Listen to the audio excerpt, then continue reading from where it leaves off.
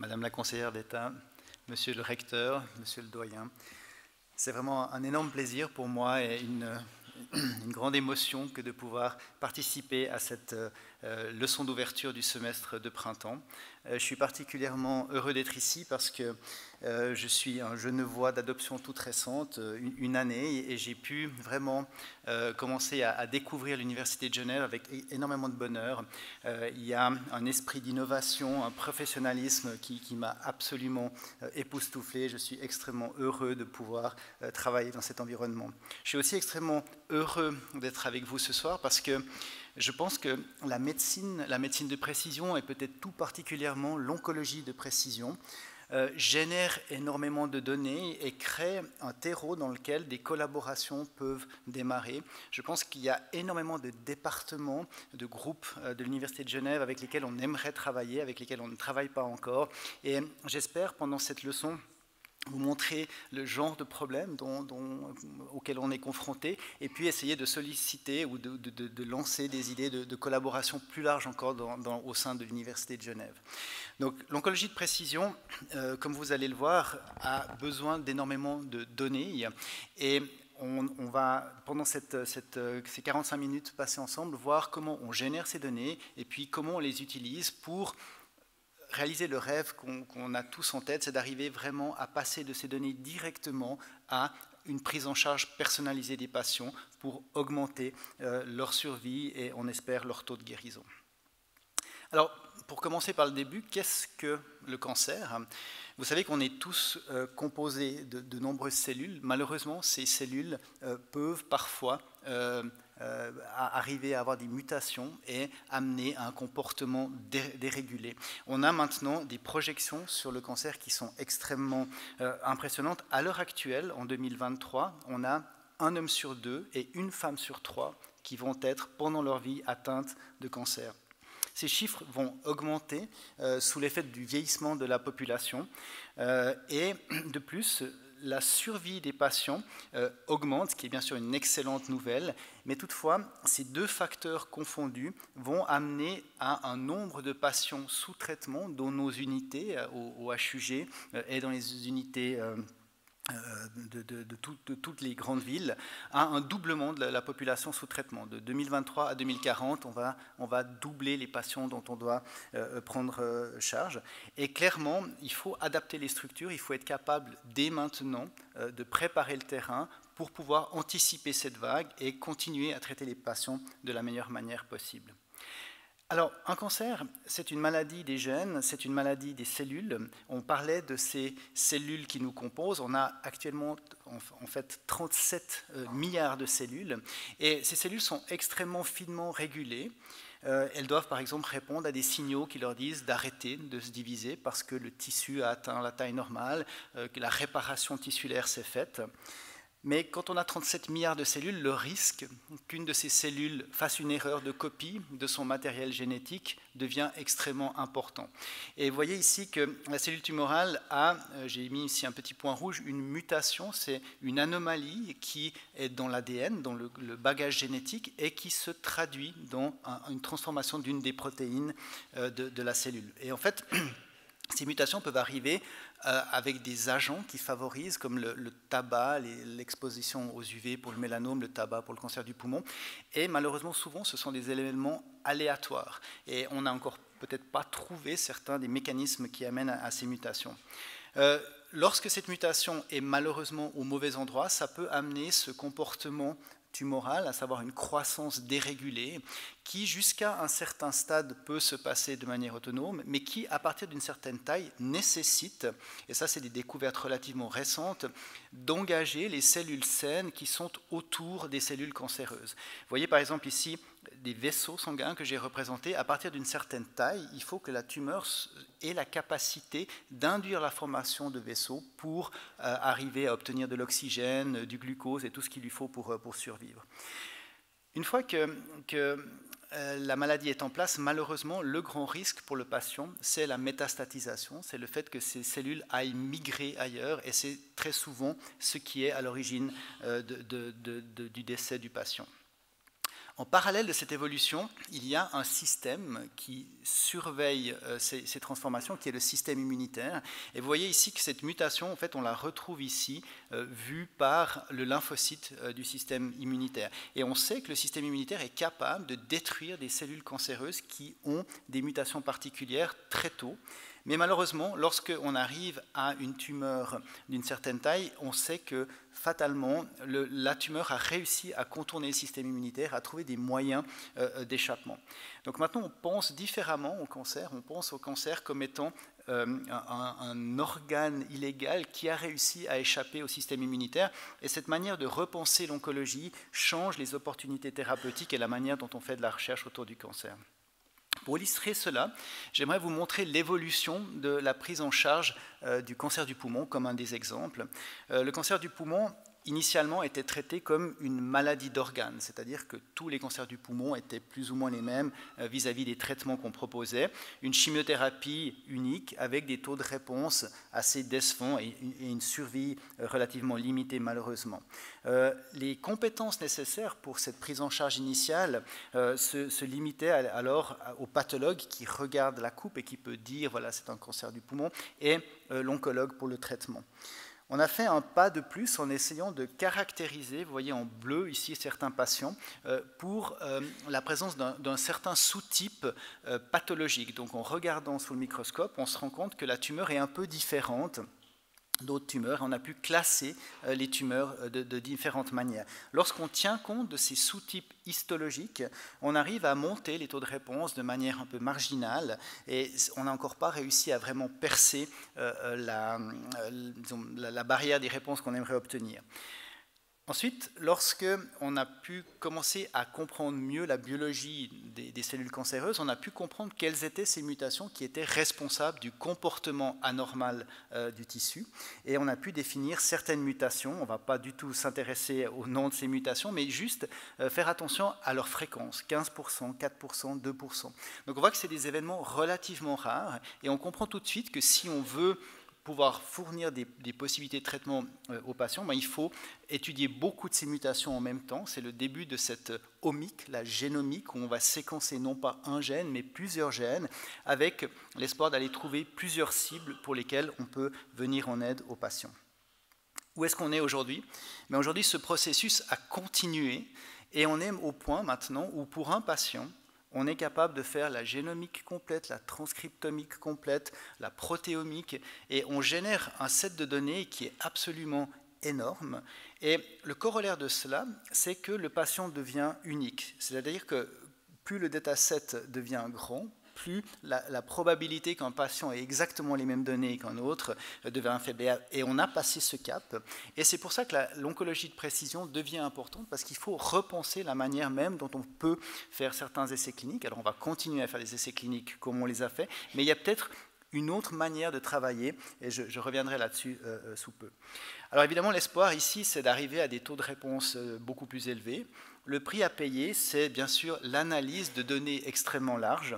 La science des données devient incontournable, l'intelligence artificielle devient incontournable. Pour vous donner un ordre d'idée, on passe de, en gros, aucune donnée à plus de 2000 gigabytes, 2 terabytes de données, c'est l'équivalent d'un ordinateur pour un patient. Donc on se rend compte qu'il y a une transition maintenant qui est en train de se réaliser, qui fait que l'intelligence artificielle est une nécessité. C'est uniquement grâce à cela, ou la science des données, qu'on va pouvoir faire sens de ce faisceau de données énorme. Et il y a un autre aspect qui est très important, c'est l'analyse des données de monde réel. Lorsqu'on traite des patients dans les hôpitaux universitaires de Genève, par exemple, on a des patients qui sont relativement hétérogènes, qui ont des maladies qui se présentent dans différentes régions, on a différentes mutations. Et c'est sûr que pour étudier un problème, une question, on doit restreindre cette variabilité. Et les études cliniques, en général, ont des critères d'inclusion et d'exclusion, de manière à ce que l'échantillon ait une variabilité la plus faible possible, ce qui nous permet d'utiliser toutes les techniques de randomisation et d'analyse de statistiques standards et de pouvoir conclure, par exemple, ici, que le traitement expérimental en orange est le meilleur pour ces patients. On ramène ensuite cette information aux patients de l'étude, et à ce niveau-là, il n'y a aucun problème méthodologique, on a vraiment une assurance que ces patients, effectivement, vont bénéficier du traitement orange. Le problème survient lorsque on ramène cette même information aux données, aux patients réels dont on dispose dans les hôpitaux et dont on doit prendre soin. Et en fait, la question est la suivante. La plupart des patients ici ne satisfont pas exactement les critères d'inclusion et parfois pas du tout. Et c'est une grande proportion de ces patients qui ne satisfont pas ces critères. Donc la question vient maintenant, peut-on exploiter directement les données qu'on appelle de vie réelle, non pas pour être en compétition avec les essais cliniques, mais vraiment pour les complémenter, pour amener une information supplémentaire. Et là, on a la chance d'avoir la digitalisation, qui d'ailleurs est un des mottos maintenant de l'Université de Genève et des HUG, la digitalisation qui nous permet d'aller explorer des données de monde réel et de pouvoir ainsi donner des informations complémentaires qui nous aident à prendre en charge les patients hors du critère strict des essais cliniques. Et là, à nouveau, l'intelligence artificielle est absolument nécessaire pour aller de l'avant. Alors, comment est-ce qu'on fait concrètement pour appliquer ces méthodes ? Tout au long de cet exposé, j'aimerais illustrer le propos avec un cas qui est un patient que j'avais traité il y a un peu plus de 4 ans. C'est un mélanome métastatique. Et tout ce que vous voyez ici, ce sont en fait des métastases du mélanome, que vous voyez tous ces points noirs. Donc vous voyez une situation extrêmement avancée qui en plus évolue rapidement. Et la question se pose, comment prendre en charge un tel patient ? On a fait une biopsie de la tumeur, on a extrait l'ADN, on a séquencé et on a trouvé effectivement une mutation qu'on pouvait utiliser et on a des médicaments qui marchent extrêmement bien, qui ont une chance très élevée de faire fondre une maladie comme ça rapidement. Et c'est pourtant pas comme ça qu'on a traité ce patient. Pourquoi ça ? Parce qu'on sait que ces thérapies ont un risque de récidive élevé. À la place, on a décidé de prendre l'approche de l'immunothérapie, c'est-à-dire de regarder comment le système immunitaire a réagi face à ces mutations qui sont des antigènes. En fait, les mutations sont vues par le système immunitaire, armées par des cellules espions qui prennent ces mutations et puis qui ensuite sélectionnent des globules blancs, des lymphocytes spécifiques qui vont patrouiller et retourner à la tumeur pour la détruire. Et cette boucle est extrêmement efficace, elle nous protège probablement d'énormément de cancers, mais dans les cancers qui apparaissent macroscopiquement au niveau clinique, elle est prise en défaut. Et l'immunothérapie est une manière de venir restaurer la capacité du système immunitaire à reprendre le dessus sur le cancer. Alors, il y a plusieurs types d'immunothérapie. On peut parler de vaccination, de thérapie cellulaire ou de checkpoint, qui sont des anticorps qui vont se coller au bon endroit sur les lymphocytes ou à d'autres endroits pour aider le lymphocyte à être reprogrammé dans la bonne direction. Et cette dualité entre un type de thérapie et l'autre, c'est quelque chose auquel on est confronté tout le temps en oncologie. Et la science des données commence à nous amener des solutions sur comment faire la priorité des traitements. Je vous montrerai donc au cours de cet exposé comment certaines des données qu'on commence à générer nous aident à résoudre ce genre de dilemme.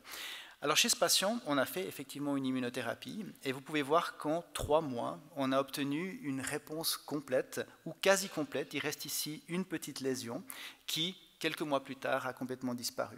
Ce patient a donc répondu parfaitement au traitement et la question c'est de se dire qu'est-ce qui va advenir dans le futur ? Eh bien le futur, en fait, il est le suivant, à peu près 50% des patients vont rester sur cette courbe de réponse sur le long terme dans le mélanome métastatique. C'est malheureusement pas aussi bon dans d'autres types de cancers, mais on voit qu'on a réussi probablement maintenant à guérir 50% de maladies aussi avancées que celle-ci. Et ça, c'est révolutionnaire, c'est quelque chose qu'on ne pensait pas possible il y a encore quelques années. On sait maintenant que la courbe de survie des patients ici est la même que la population non malade, donc on a vraiment guéri une fraction très importante des patients. Malheureusement, il y a toujours 50% des patients qu'on n'a pas guéris. Et toute la question, c'est de savoir, est-ce qu'on peut prédire si le patient va être guéri, oui ou non ? Et sinon, qu'est-ce qu'on peut faire d'autre ? Parce qu'évidemment, si on arrive à dire que ce patient ne va pas être guéri par ce traitement, il faut, dès le début, entamer une autre stratégie thérapeutique. Donc la question, c'est maintenant comment amener la personnalisation, la précision, pour qu'on arrive à monter cette barre. Alors, quel est le concept de la personnalisation? Je vous l'illustre ici avec un ensemble de patients non sélectionnés, chez qui on donne un traitement, par exemple une immunothérapie ou une thérapie ciblée ou une chimiothérapie, et on voit l'effet moyen de ce traitement, avec certains patients qui vont répondre longtemps, malheureusement une petite fraction, peut-être 20-30%. Et l'idée est de se dire, est-ce qu'on peut se doter d'un stylo magique? Et ce stylo magique, il nous dit, voilà, on n'a pas des patients qui sont tous gris, on a des patients bleus, on a des patients verts, on a des patients oranges. Et à quoi ça sert? Peut-être à les regrouper sur des bases complexes. Cette couleur orange, c'est probablement un ensemble de données très complexes, mais qui nous permettent d'identifier un ensemble de patients qui va répondre extrêmement bien au traitement A. Donc on voit maintenant la courbe de survie de ces patients sous le traitement A qui est excellente. Maintenant, que faire des patients B? Par définition, les patients bleus ont une très mauvaise survie sous le traitement A, par définition, puisque sinon ils feraient partie du groupe orange. Et en fait, ces patients, on pense avoir pour eux un autre traitement, le traitement B, et ainsi de suite, un autre traitement à la carte, un traitement C pour les patients verts. Donc on voit qu'on arrive maintenant à stratifier la population avec un traitement à la carte pour chaque groupe de patients, qui nous fait passer d'une survie moyenne qui n'était pas bonne à individuellement pour chacun de ces groupes une survie qui est excellente. Alors ça, c'est bien sûr le rêve, c'est ce qu'on aimerait faire. On commence à avoir les premières prémices, les premières bribes de cet assignement, comment faire pour mettre le patient dans la bonne boîte. Et c'est un peu ce que j'aimerais vous montrer pendant ces 45 minutes que nous allons passer ensemble. Alors comment est-ce qu'on fait ça concrètement? Comment est-ce qu'on peut déterminer si le patient est orange, vert ou bleu? Et la couleur de la tumeur du patient dépend vraiment de la biologie intrinsèque de la tumeur. Et là, je reprends ce cycle de l'immunité dont on avait parlé, qui est une vision extrêmement simplifiée de comment le système immunitaire doit agir contre la tumeur, pour vous montrer qu'il y a énormément d'autres acteurs. Il y a d'autres types de cellules du système immunitaire, et il y a aussi des cellules saines, comme on a vu il y a un instant, des vaisseaux et d'autres types de cellules. Et en fait, toutes ces cellules régulent, modulent, modifient la manière dont les lymphocytes interagissent avec la tumeur. Et on sait maintenant, et c'est notamment des travaux du professeur Pittet qui est ici, que certaines de ces cellules vont empêcher fortement le système immunitaire de faire son travail. Alors pour les étudier, on peut séparer maintenant ces cellules en différents groupes. Les cellules tumorales d'abord, qui sont bien sûr le problème initial, qui sont instables, qui ont ces mutations, qu'on peut bien sûr essayer de cibler directement. Mais on peut aussi essayer de travailler directement sur les cellules immunitaires. Par exemple, essayer d'enlever des macrophages ou des neutrophiles, ou essayer d'augmenter certaines populations qui nous aident à contrôler la tumeur. Donc ça, c'est toutes des thérapies qui sont en développement. On peut aussi essayer de travailler sur les cellules non immunitaires. Chaque fois qu'on a ce travail de catégorisation, de dichotomie, il faut être toujours très prudent à ramener l'action thérapeutique dans l'ensemble, dans l'homéostasie, dans la biologie complète du système. Pourquoi? Parce que, évidemment, c'est un système en interaction forte. Les vaisseaux, par exemple, bloquer les vaisseaux va avoir un impact aussi sur les immunothérapies, sur toutes sortes d'autres composants de la biologie de la tumeur. Donc, clairement, il faut à la fin réintégrer tout ça. Et on a aujourd'hui des capacités de faire ça grâce à des nouvelles techniques d'imagerie. On voit ici une coupe de pathologie avec une coloration standard qui nous montre, qu'on appelle HNE, qui nous montre la morphologie, vraiment la forme des cellules. Et on peut maintenant, sur la base de ces coupes, aussi faire des colorations extrêmement spécifiques de gènes, de protéines, de toutes sortes de composantes essentielles à la biologie de la tumeur. Et ces données ici sont d'une richesse incroyable. On a certaines images ici qui font jusqu'à 50 gigabytes de données, donc on a vraiment des énormes sets de données, et là, à nouveau, l'intelligence artificielle nous aide de manière essentielle à essayer de faire sens de ces données. Donc la clé de la personnalisation probablement passe aussi par la compréhension de cette architecture tissulaire et du dialogue entre les cellules pour résister à nos traitements ou pour croître. Alors avec ça, je vais tourner quelques instants sur l'intelligence artificielle et comment l'intelligence artificielle nous vient en aide concrètement en oncologie. Et pour commencer, j'aimerais vous dire dans quel contexte on l'utilise. Il s'agit évidemment de l'oncologie de précision. L'oncologie de précision, c'est une nouvelle science qui est en train d'émerger, qui se place après l'échec des traitements standards en oncologie. On a très bien défini en oncologie les premières lignes de traitement. On a des études prospectives qui nous permettent de savoir quelle est la meilleure prise en charge. Mais rapidement, on se trouve, malheureusement pour les patients en échec thérapeutique, avec peu de données sur lesquelles s'appuyer. Et c'est là que les données, l'intelligence artificielle peut jouer un rôle majeur pour nous guider dans les lignes 3, 4, 5 et suivantes.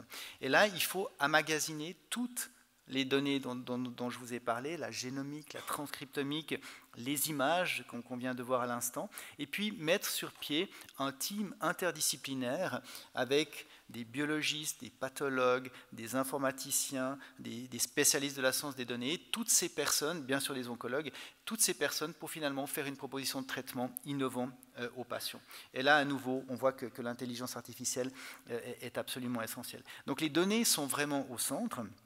Et c'est en fait un nouveau paradigme pour la recherche en général, où on ne passe plus d'une hypothèse qu'on veut vérifier expérimentalement et infirmer ou vérifier pour avoir une conclusion. En fait, on part directement des données. En fait, on utilise les données pour faire ce qu'on appelle du data mining, aller rechercher dans les données, formuler une hypothèse et ensuite utiliser l'hypothèse pour retourner dans les données. Et ça, c'est un nouveau cycle qui est en train d'apparaître et qui est extrêmement efficace parce que ça permet d'avoir une approche non biaisée et aller vraiment chercher de l'information dans les données. Il faut bien sûr ensuite avoir des données de validation qui nous permettent de prouver que ce qu'on a vu ici dans ce cycle est réel dans des données qui n'ont pas été utilisées pour entraîner l'algorithme. Et finalement, on arrive à une conclusion.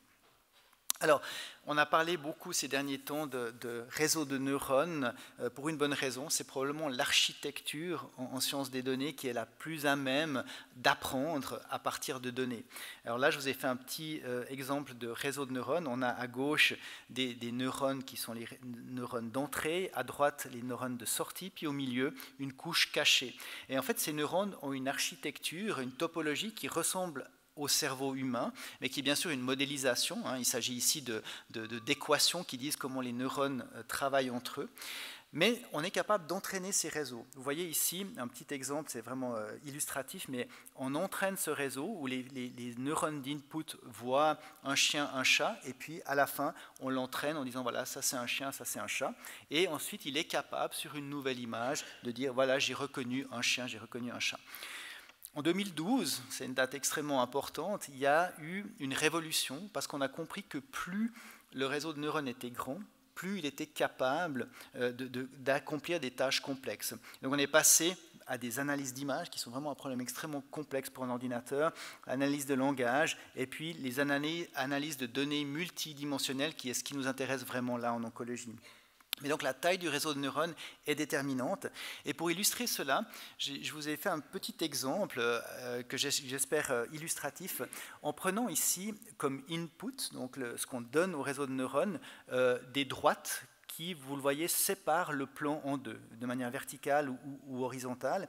Et le but pour le réseau de neurones, c'est d'arriver à séparer des points qu'on lui donne, ici les points orange, des points bleus. On veut que le réseau de neurones arrive à assembler les inputs de manière à séparer au mieux les points qu'on lui donne. Alors vous voyez ici le réseau de neurones qui commence à travailler, et puis l'épaisseur des traits ici correspond à l'importance de ce neurone pour la solution finale. Et vous voyez qu'en fait ici, il a combiné les inputs pour faire deux droites qui sont diagonales, qu'il assemble ensuite pour trouver une courbe, une droite en fait, qui sépare parfaitement les points. Donc là, le réseau de neurones a été capable de résoudre le problème de manière extrêmement rapide et efficace. Et vous voyez qu'il y a très peu de neurones, il n'y a que juste 2 neurones. Maintenant, on va lui donner un problème plus compliqué. On va lui demander de séparer ces points qui ont une distribution radiale. Et là, évidemment, le problème est trop complexe pour lui. Il n'y a pas de solution de droite avec son espace de recherche qui lui permet de résoudre le problème. Donc, l'algorithme va tricoter, l'optimisation n'arrive pas, et finalement, on n'arrive pas à trouver une bonne solution. Alors, comment est-ce qu'on peut essayer d'aller plus loin? Eh bien, en rajoutant 2 neurones dans la couche intermédiaire ici. Alors si on fait ça, vous allez voir que l'algorithme réussit à trouver une solution qui est parfaite en très très peu de temps. Vous voyez qu'en fait, il a réussi à construire un triangle, et le triangle, il l'a fait en combinant des droites diagonales que je vous montre ici, une quasiment verticale et ces deux-là. Et triangle, 3 côtés, en fait, il avait besoin que de 3 neurones. Donc le neurone ici, le quatrième, enfin le deuxième dans la liste, mais un des 4 qui ont été utilisés, n'est pas sollicité pour cette solution-là. Donc en fait, l'algorithme a été capable de s'adapter, de trouver qu'il lui fallait un neurone de plus, et le neurone supplémentaire qui n'était pas utile, il ne l'a pas utilisé. Donc là, on voit qu'on a vraiment un changement massif de capacité en passant de 2 neurones à 3 neurones.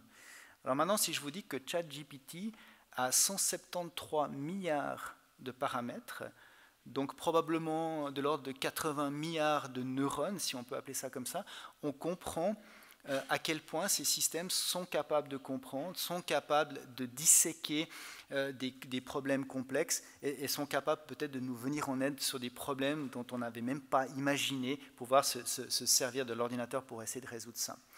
Alors effectivement, on a maintenant à peu près de l'ordre de 80-100 milliards de neurones, et c'est à peu près le nombre de neurones dont on dispose dans le cerveau humain. Donc on commence à être dans des chiffres comparables. C'est des neurones beaucoup plus simples, il y a moins de connexions, il n'y a pas de comparaison, mais disons, on voit qu'on arrive à des chiffres qui sont assez importants. La version 4 va avoir un trillion, donc on est déjà en train de monter. Et puis ce qui est impressionnant, c'est l'évolution de la performance. GPT 3.5 était dans les 10 moins bons à l'examen du barreau, 10% des moins bons élèves au barreau aux États-Unis, mais il passait l'examen. GPT 4 est dans le top 10%.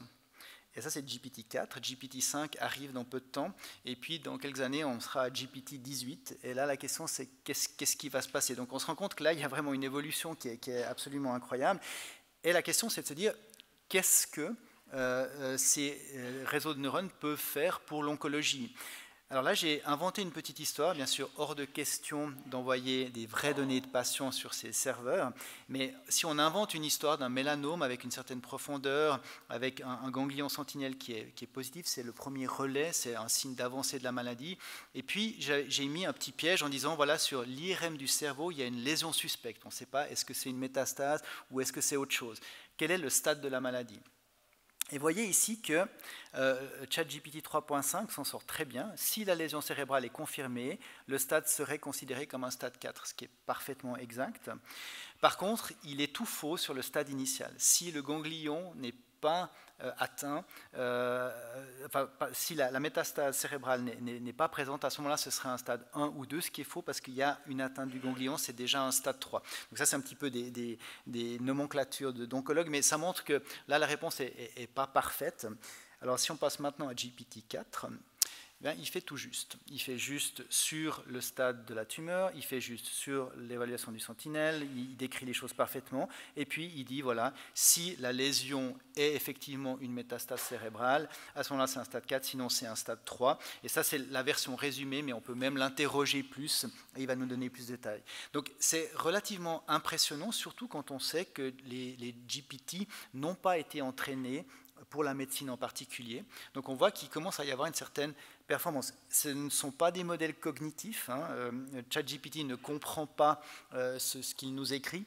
Donc il faut bien sûr rester extrêmement prudent, mais ça montre que c'est des outils qui commencent à devenir vraiment intéressants et qui continuent à évoluer de manière spectaculaire. Je pense que vous avez tous vu il y a une dizaine de jours l'annonce de Sora, qui est le nouveau outil d'OpenAI et qui maintenant répond à des questions qu'on lui donne de manière textuelle. Donc si on tape ceci, j'aimerais une portée de chiot Golden Retriever jouant dans la neige, dans Sora, eh bien il sort sans rien faire d'autre ça, qui est vraiment absolument incroyable. Si vous regardez par exemple l'oreille des chiens, on voit que la physique est même correcte, on voit que l'oreille a de l'inertie, on voit que la neige est traitée de manière correcte. Donc on se rend compte que ce modèle a compris de la physique. Comment, on ne sait pas vraiment, mais elle est capable de le retranscrire. Un autre exemple ici où on demande de faire un portrait rapproché d'un homme avec une approche cinématographique de 35 mm à Paris. Et voilà ce qui sort. À nouveau, cet homme n'existe pas, tout est généré par l'intelligence artificielle. Vous voyez par exemple le reflet ici dans les lunettes qui est géré de manière parfaite, le fond qui est flouté. Donc on se rend compte qu'il y a maintenant une capacité à générer des séquences d'images, parce qu'une vidéo c'est vraiment ça, c'est des séquences d'images cohérentes les unes derrière les autres. Et en fait, on peut se poser la question, est-ce que ça pourrait avoir un intérêt en oncologie? Bien, des séquences d'images cohérentes, on en regarde tous les jours, hein, ça s'appelle des scanners, des PET scanners ou des IRM, et on pense que les technologies de réseaux de neurones qui sont derrière cette nouvelle révolution pourraient nous être utiles pour aller mieux comprendre l'information dans nos scanners et peut-être aller vers une prise en charge de précision. Alors, évidemment, il faut faire très attention. Hein. On ne va pas parler des défis de l'intelligence artificielle globale, qui est vraiment un autre problème. Ici, on parle vraiment d'intelligence vraiment localisée sur des questions précises. Mais même dans ce registre, on a des limitations qui sont absolument claires. Un des risques, par exemple, c'est ce qu'on appelle le surapprentissage. Vous voyez ici qu'on a deux groupes de points, vert et rouge, et puis on veut trouver une droite qui les sépare de manière idéale. Si notre système est trop capable d'apprendre des données, ben, il risque de nous faire une ligne qui oscille entre tous les points et qui en fait perd sa généralité. Si on utilise ce modèle sur un autre set de données, eh bien, on va probablement avoir une performance qui est assez mauvaise. Il y a un autre risque, et ça c'est un exemple assez intéressant qui date de la Deuxième Guerre mondiale, où les Alliés voyaient revenir les bombardiers avec des impacts de balles à différents endroits, et ils étaient en train d'analyser ça, et ils se sont dit, ah, on va maintenant blinder nos porte-avions aux endroits indiqués ici avec les petits rectangles bleus que j'ai mis en surajout. Et en fait, heureusement que dans l'équipe, il y avait peut-être un des premiers data scientists qui a dit non, non, attention, il y a un biais ici, et le biais, il est évident, c'est que tous les impacts qui sont arrivés, soit sur le cockpit, soit sur les moteurs, eh bien, ont amené au fait que l'avion n'est pas revenu. Et donc, en fait, on a un biais fondamental avant même de commencer à travailler sur les données. Et ça, c'est vraiment très important parce que ça veut dire qu'on peut avoir des sets de données qui, pour des raisons, alors ça, c'est ce qu'on appelle le biais de survie, mais pour toutes sortes d'autres raisons, vont nous amener dans une mauvaise voie. Et en oncologie, c'est le cas. On a souvent affaire à des analyses en cellules uniques.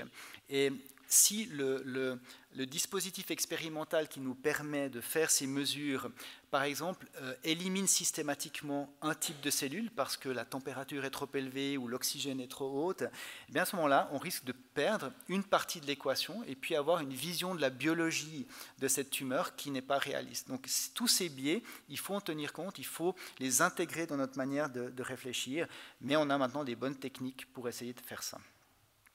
Alors, quelles sont les données concrètement maintenant qu'on exploite en oncologie? Alors, on a différents groupes de données, les données cliniques. On a des données qui sont remontées directement par les patients au travers de smartphones. On a des applications qu'on peut donner aux patients. On a ces données moléculaires dont je vous ai parlé, et puis ces images qui deviennent une des sources de données les plus riches dont on dispose. Le premier point compliqué, c'est d'intégrer toutes ces données, d'avoir un référentiel pour savoir si une observation est normale, attendue ou pas, quel est l'impact d'une de ces mesures par rapport aux autres. Finalement, amener toutes ces données dans un tumor board moléculaire où toutes sortes d'experts vont réfléchir à comment exploiter ces données pour traiter le patient et puis faire une proposition de traitement au patient. Et on voit bien que tout ce chemin est extrêmement compliqué, nécessite beaucoup d'intervenants, de coordination. Et une fois qu'on a fait ce traitement, il faut bien sûr ramener l'information du succès ou non du traitement dans l'ensemble des données de départ. C'est extrêmement important parce que ça permet de faire ce qu'on appelle du reinforcement learning, où chaque nouvelle donnée va permettre au dataset de s'améliorer et aux prédictions d'être de plus en plus performantes. Alors, j'aimerais commencer par un exemple très concret et très simple, l'analyse des scanners. On a de nombreux scanners qui sont générés tous les jours au HUG et on aimerait savoir de manière binaire, est-ce que le patient bénéficie du traitement, oui ou non. Évidemment qu'on peut lire le scanner, mais si on veut faire de l'intelligence artificielle, travailler avec des grands nombres, on aimerait pouvoir classer le patient entre répondeur et non-répondeur sur 350 000 scanners. Et pour faire ça, ce qu'on a fait, c'est qu'on s'est intéressé à la conclusion du rapport de radiologie et on a utilisé un réseau de neurones qu'on a développé nous-mêmes. C'est une sorte de mini ChatGPT, mais qui est vraiment mini. On a peut-être 100 000 paramètres, on est très très loin des 173 milliards. Et puis on a appris à ce réseau de neurones, en lisant le texte, à classer la maladie entre progression et non-progression. Question extrêmement simple. Donc pour entraîner, on a utilisé à peu près 3000 scanners qu'on avait annotés, on avait pu dire voilà, le patient répond, ne répond pas. Et puis on a eu un ensemble de validation de 1000 scanners. Et en fait, ce qu'on voit, c'est que très rapidement, le modèle arrive à une performance de l'ordre de 90%. Donc 9 fois sur 10, il donne la bonne réponse. Et puis après, on sature. Et là, vous voyez que dans le set d'entraînement, la courbe en bleu, on continue à apprendre. Et ça, c'est justement du surapprentissage, mais qui ne se traduit pas en un bénéfice dans le set de validation, qui sont des données qui n'ont pas été utilisées pour l'entraînement. Alors, est-ce que 90% d'accuracy, de précision, c'est quelque chose d'intéressant ou pas? Bien, en fait, si on donne un rapport à 100 oncologues, on aura un accord de l'ordre de 90%. Donc on pense que cet outil est utile parce qu'il a à peu près le même comportement que nous-mêmes lorsqu'on lit le rapport. Puis on a encore fait un autre test sur une pathologie qu'on avait exclue du set d'entraînement pour avoir vraiment une vision totalement objective pour des données qui ne sont pas du tout en rapport avec le set d'entraînement. Puis là, en fait, on voit qu'on maintient le même type de bénéfice.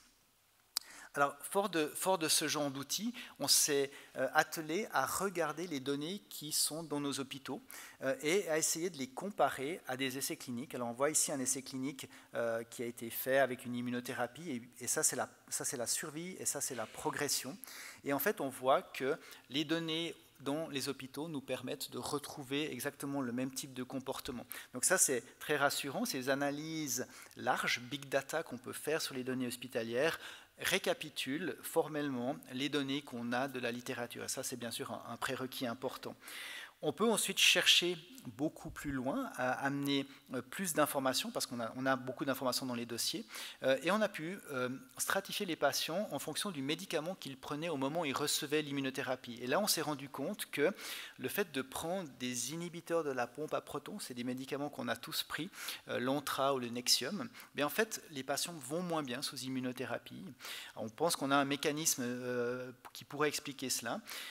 Et donc ça, c'est une observation qu'on a fait dans nos données qui sont présentes dans les hôpitaux universitaires.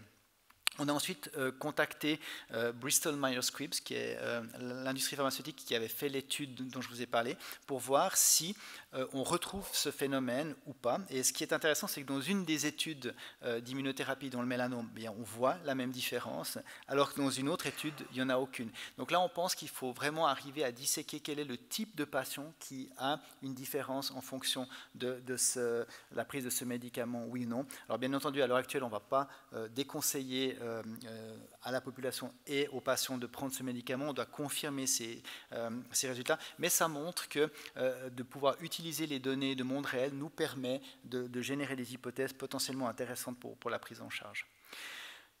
Pour aller un pas plus loin, on peut maintenant non pas regarder ce qui se passe lorsqu'on traite un patient, mais regarder des séquences de traitement. Et ça, je pense que c'est un domaine dans lequel les hôpitaux universitaires vont pouvoir faire des avancées majeures.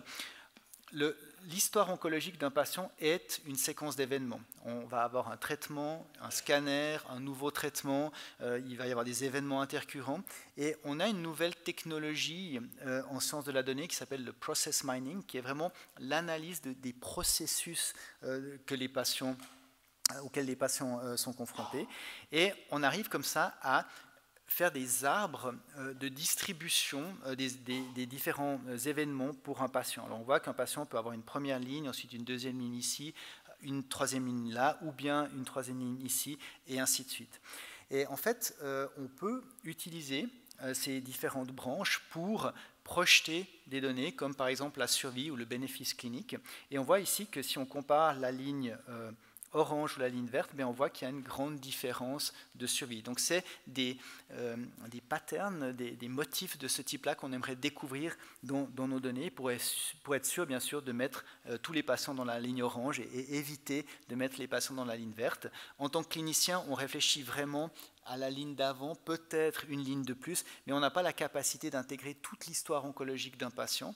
Et dans nos données, on voit qu'il y a vraiment des chemins qui vont amener le patient à une rémission beaucoup plus durable que d'autres. Et donc, il faut qu'on arrive à détecter ce genre de situation.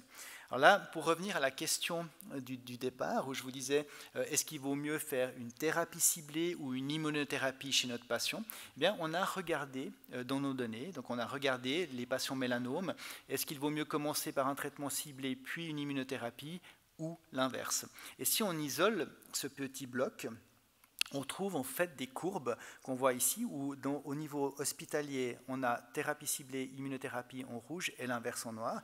Et en fait, un essai clinique est sorti peu de temps après ces analyses qui retrouve exactement le même pattern. On voit qu'au début, les thérapies ciblées font un peu mieux, puis plongent et sont nettement moins bonnes. Et ça, c'est quelque chose qu'on a pu trouver de ces données et qui nous aide maintenant à dire, voilà, pour ce type de patient, il vaut mieux partir avec une immunothérapie qu'avec une thérapie ciblée en première intention. Alors, je vous ai parlé beaucoup des images comme une des sources de données extrêmement importantes. J'aimerais vous montrer ce qu'on est en train de pouvoir développer au HUG grâce au service de pathologie, qui est un service extrêmement innovant, qui a toute son infrastructure qui est digitalisée et qui permet maintenant de développer avec eux des programmes d'intelligence artificielle. L'idée, c'est vraiment de partir des coupes de pathologie que je vous montrais au début et d'avoir de l'intelligence artificielle qui est capable d'isoler la tumeur et puis ensuite d'aller chercher les noyaux de toutes les cellules, de caractériser ces noyaux, de dire voilà, c'est telle ou telle cellule, puis ensuite de calculer des propriétés afin d'avoir un modèle prédictif qui va dire voilà, avec telle architecture tissulaire, eh bien, le patient va répondre oui ou non à tel ou tel traitement. Alors vous me direz, vu qu'on a ces réseaux de neurones extrêmement puissants à l'heure actuelle, est-ce qu'on pourrait entraîner directement sur la coupe complète et puis aller directement à un modèle prédictif? Alors oui, c'est possible, mais là le problème c'est qu'on se heurte à la capacité d'apprentissage de ces réseaux de neurones qui vont lire tout ce qu'on leur donne, notamment, par exemple, les petits autocollants qui sont sur la coupe, et pour peu qu'il y ait un petit biais avec le fait que les patients qui vont moins bien et une autre couleur, et ainsi de suite, en fait, on va être sujet à énormément de problèmes et de problèmes de transportabilité de notre algorithme. C'est pour ça qu'on a décidé de passer par cette identification du type cellulaire, puis travailler sur des métriques beaucoup plus simples pour associer avec le bénéfice ou non. Alors là, vous voyez l'algorithme qui travaille. Il détecte en vert les lymphocytes et puis en jaune les autres types de cellules. Et puis on voit ici maintenant qu'on arrive à vraiment détecter avec une bonne précision les différents composants de ce tissu.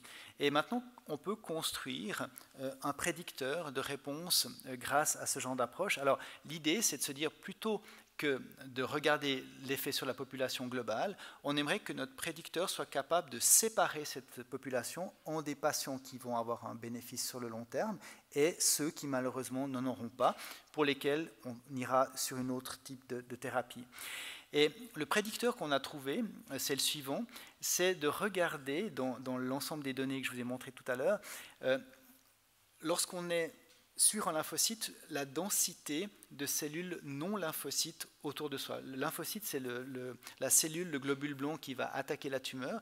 Donc le fait que ce lymphocyte soit au sein de la tumeur, donc entouré d'une grande densité de cellules qui ne sont pas des lymphocytes, est le signe d'un lymphocyte qui est infiltratif et qui est en train d'attaquer la cellule cancéreuse. Et ce signal-là, en fait, stratifie extrêmement bien nos patients. Vous voyez que si on a ce comportement de lymphocyte seul qui est seul dans le tissu, à ce moment-là, on arrive à avoir cette séparation qui est extrêmement impressionnante. Donc ça, c'est un exemple où le machine learning nous aide à prédire quel patient va répondre oui ou non. Et évidemment, c'est quelque chose qu'on ne peut pas calculer à l'œil. C'est impossible d'arriver à faire cette prédiction sans ces études-là. Alors, comment est-ce que ça peut être utilisé en clinique? Eh bien, lorsqu'on a un patient, on peut calculer son score est-ce que ces lymphocytes sont isolés dans le tissu tumoral ou pas. Et puis ensuite, si ce profil est bon pour l'immunothérapie, bien évidemment, on va faire cette immunothérapie avec un avantage maintenant, qu'on sait que ce patient est un patient qui a de hautes chances de bénéficier de l'immunothérapie. Si le patient fait une toxicité, s'il y a des problèmes, on va faire tout ce qu'on peut pour essayer de maintenir ce traitement d'immunothérapie. Donc, en tant que clinicien, c'est extrêmement utile comme information. Par contre, si le patient n'est pas dans le groupe des patients prédits à haut bénéfice, eh bien on va pouvoir partir sur un autre traitement. Et on va lui éviter de perdre du temps sur un traitement qui ne va pas lui être utile in fine. Et c'est là où ce même patient a peut-être un autre profil avec d'autres cellules qui le rend candidat à avoir un bon bénéfice sur un autre traitement qui serait par exemple la thérapie ciblée. Donc on voit comment cette information va nous permettre vraiment d'entrer dans la clinique, de gérer le patient d'une manière totalement nouvelle et on l'espère avec un bénéfice nettement supérieur.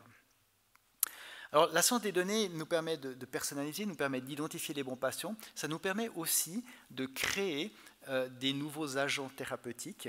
Je vous montre ici juste un exemple d'un travail qu'on a fait avec Michel Coindet et Vincent Zoët et Melita Irving, où on a utilisé ces simulations moléculaires pour designer, pour arriver à créer des récepteurs de ces globules blancs, des lymphocytes, qui sont plus efficaces pour lier, attaquer et détruire le cancer. Et en fait, ces lymphocytes marchaient bien dans notre observation en laboratoire. On n'a pas encore eu le temps, même si certains vont arriver en clinique dans quelques mois ou une année ou deux. Entre-temps, un groupe japonais a repris les séquences qu'on avait publiées et ils ont été plus rapides et ils ont réussi à faire un essai clinique sur ces séquences. On est très heureux parce que ça nous fait une validation et on voit en fait que le taux de réponse est relativement intéressant. On a énormément de patients qui ont présenté des réponses à ces super lymphocytes avec des récepteurs modifiés par simulation moléculaire. Alors maintenant, comment est-ce qu'on ramène toute cette information pour le patient ?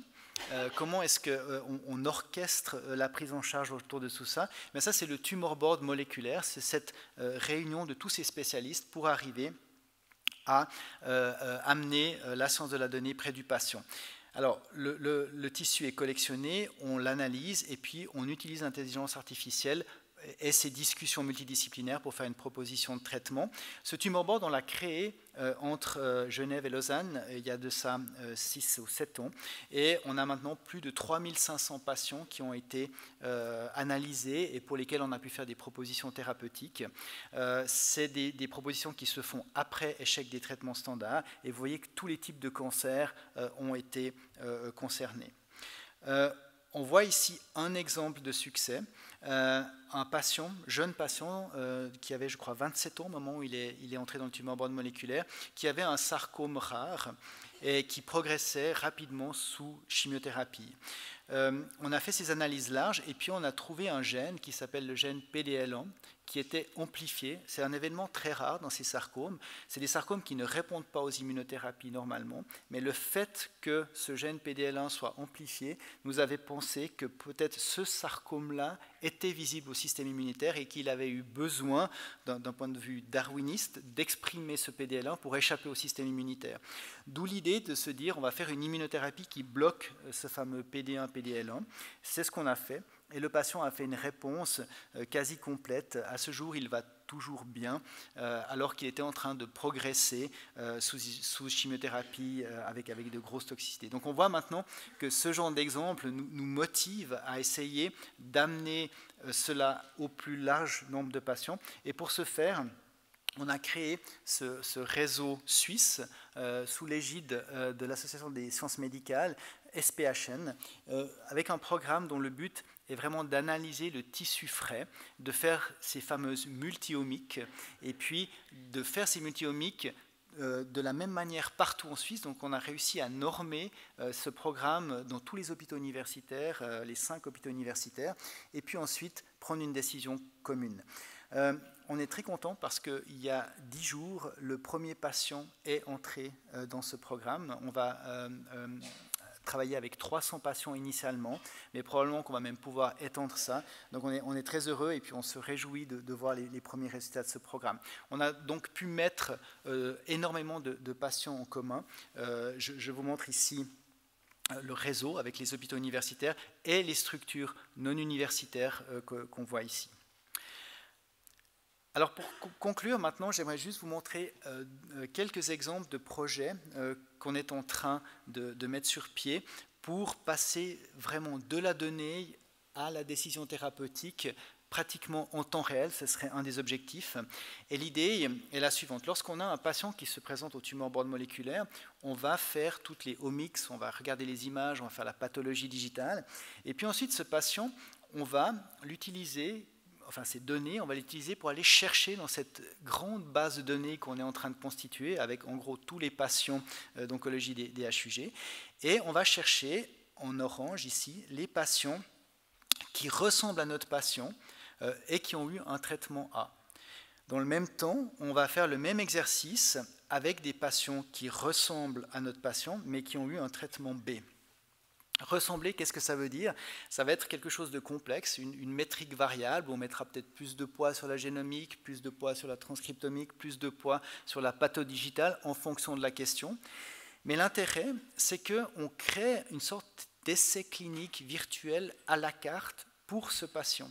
Et l'intérêt ici, c'est qu'on va pouvoir utiliser ces données de monde réel pour réellement créer une étude clinique pour le patient, probablement des données qu'on n'aurait jamais par des études prospectives de phase 3, parce qu'il faut que ça prenne toutes ces données moléculaires en compte.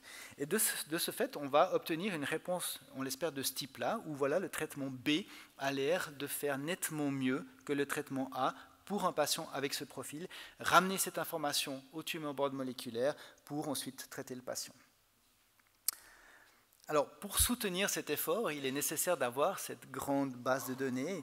Et ça, c'est un travail énorme qu'on est en train de mettre sur pied avec énormément de partenaires, la pathologie des HUG, le CRTEH et Michael Pittet, avec qui on travaille sans relâche pour créer cette base de données, pour créer les interactions, d'une part en stockant les échantillons dans une base physique, mais aussi en ayant un miroir, une base de données digitale qui nous permet d'interroger le dataset continuellement pour le tumor board moléculaire, comme je viens de vous le montrer, mais aussi pour de la recherche. On pense que cette base de données va être un moteur fantastique pour la recherche en oncologie. Et avec Michael et le CRTOH, c'est évident que ça va donner des résultats fantastiques. Et j'ai mis ici une IGE. Je pense qu'ici, il y a une vraie opportunité à pouvoir donner l'accès, bien sûr de manière totalement sécurisée, à cette biobanque digitale pour des groupes qui seraient intéressés à utiliser une méthode innovante ou à essayer de voir si tel ou tel concept s'applique. Pour terminer, je vous parle juste de quelques points importants au niveau de l'arc lémanique, qui est une ressource fantastique en oncologie. Le projet Agora, qui n'est plus un projet, qui est maintenant une réalité, qui est un bâtiment magnifique, et magnifique parce qu'il a réussi à mettre sous le même toit plusieurs institutions, l'École polytechnique fédérale, l'Université de Genève, l'Université de Lausanne, les hôpitaux universitaires, et on a plusieurs groupes, le groupe de Michael Pittet, de Denis Migliorini qui est ici, qui travaillent à Agora notamment, et qui permettent d'augmenter la masse critique, et puis de faire en sorte qu'il y ait des projets lémaniques qui puissent voir le jour. Et je ne peux pas terminer sans parler d'un projet lémanique qui me tient particulièrement à cœur. Nous venons de signer, avec monsieur le recteur et monsieur le doyen, un accord cadre extrêmement ambitieux pour un partenariat entre l'UNIGE, les HUG et l'École polytechnique fédérale de Lausanne pour la gestion de ces données, le data science et le futur de ce que l'intelligence artificielle pourra faire sur les données des patients genevois. Donc en conclusion, je pense qu'on a réussi à passer une barre importante en oncologie avec pour la première fois des guérisons, des bénéfices sur le long terme. Il faut qu'on monte cette barre, il faut qu'on arrive à 80, 90, 100% de guérison, on n'y est pas, mais clairement la personnalisation, l'oncologie de précision est une manière d'y arriver et je suis convaincu que Genève, les HUG et l'Université de Genève sont extrêmement bien positionnés pour être un leader mondial dans cette transition. voilà un nombre de personnes incroyables à remercier qui sont toutes impliquées de manière phénoménale dans ces projets que je n'ai pas le temps de citer. Et je vous remercie infiniment de votre attention.